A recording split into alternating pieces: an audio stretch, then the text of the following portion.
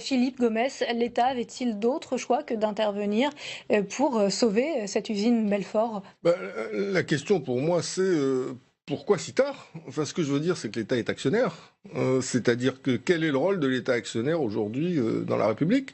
On a l'impression que le dossier est découvert, qu'au dernier moment, on décide des investissements, des commandes, que tout le monde s'active pour faire en sorte que les salariés du site soient sauvés, que l'entreprise elle-même, dans cette zone-là, puisse continuer à travailler. Donc bravo, félicitations à tous pour ce sauvetage de dernière minute, une sorte de pompier de service. Mais la question, pourquoi l'État actionnaire n'a-t-il pas joué son rôle? Vous savez, en Nouvelle-Calédonie, on a la même chose avec un groupe qui s'appelle Eramet, dans lequel l'État est actionnaire, qui possède la société Le Nickel, qui est une société importante métallurgique calédonienne. Et il a fallu que la société soit au bord du dépôt de bilan pour qu'enfin que l'État actionnaire joue son rôle. Donc pour moi, ça pose plus fondamentalement cette question-là.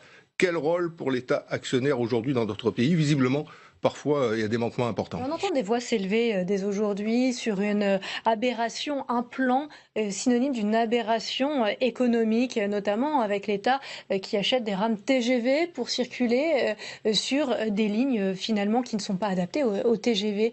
Philippe Gomès, faut-il s'en inquiéter ou privilégier justement le sauvetage de ces emplois? Écoutez, quand on décide au dernier moment, sous la pression médiatique et populaire, parce qu'effectivement des centaines d'emplois sont en jeu, des familles entières sont concernées, une région est impactée, à partir de ce moment-là, la réponse, c'est souvent une réponse d'extrême urgence. Et cette réponse d'extrême urgence, est-ce qu'elle a véritablement une pertinence économique? C'est la question que vous vous posez. C'est pour ça que moi je reviens à l'essentiel.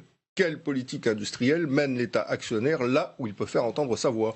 En l'espèce, si on agit de cette manière-là, au dernier moment, en jetant des bouées à une entreprise qui est en train de couler, c'est que vraisemblablement, avant, on n'a pas calé la politique industrielle qu'il fallait et qu'il était nécessaire de mettre en œuvre en tant qu'actionnaire au sein de l'entreprise. Donc voilà, c'est un pis-aller nécessaire, tant mieux pour les salariés concernés, bien sûr, on est tous réjouis à ce niveau-là, mais en même temps, on se dit comment a-t-on fait pour en arriver là? C'est ça la vraie question. Pour aller dans le sens de ce qui vient d'être dit, c'est la problématique de l'emploi industriel en France.